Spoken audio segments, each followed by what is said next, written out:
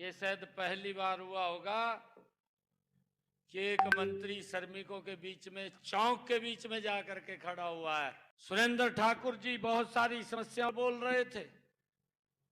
Code of conduct लगा हुआ है। मैं बोल तो नहीं अभी सकता, परंतु 4 तारीख के बाद ये सारे काम करने का अधिकारियों के साथ बैठ करके उनको जैसा जैसा वो एक योजनाबद्ध पॉलिसी के मैटर आएगा उसको पूरा करवाने का काम और उनकी समस्याएं सुन करके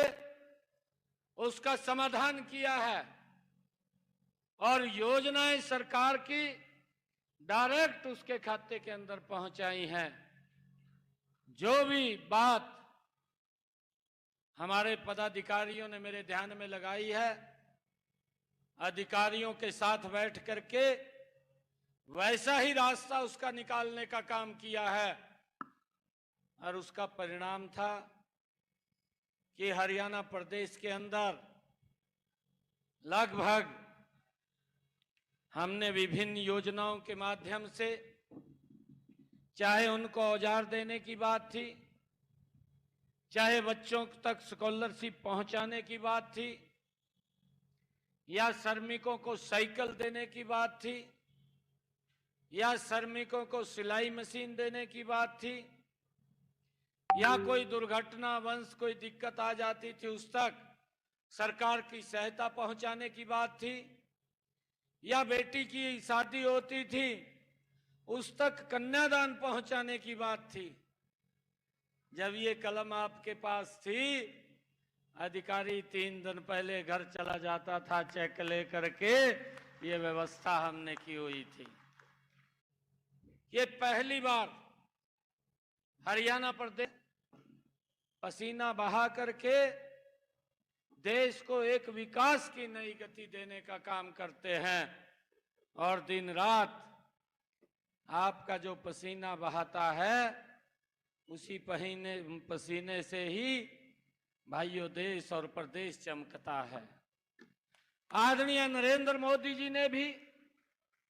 और पीछे जब मनोहर लाल जी हरियाणा के मुख्यमंत्री थे, मुझे ध्यान में है कोई भी विषय आप लोगों का मैं मनोहर लाल जी के पास लेकर के गया, एक बार भी उन्होंने जवाब नहीं दिया, तुरंत उसको उसी कलम से पूरा कर दिया और वो लाभ सीधा डायरेक्ट आप लोगों तक पहुंचा है। भाइयों, आज हम यहां पर सभी प्रमुख व्यक्ति एकत्र आया है जो हरियाणा प्रदेश के श्रमिकों को आगे उन तक योजना कोई दिक्कत कोई परेशानी ना हो उसकी आवाज को हमारे तक पहुंचाने का काम आप लोग करते हैं। मैं आपको विश्वास दिलाता हूं, पीछे जितनी भी कोई कमी है उसके अंदर रही है, अधिकारियों के साथ बैठ करके एक कमी को दुरुस्त कर दिया जाएगा। आप लोगों को कोई दिक्कत परेशानी नहीं आने दी जाएगी। मैं देख रहा था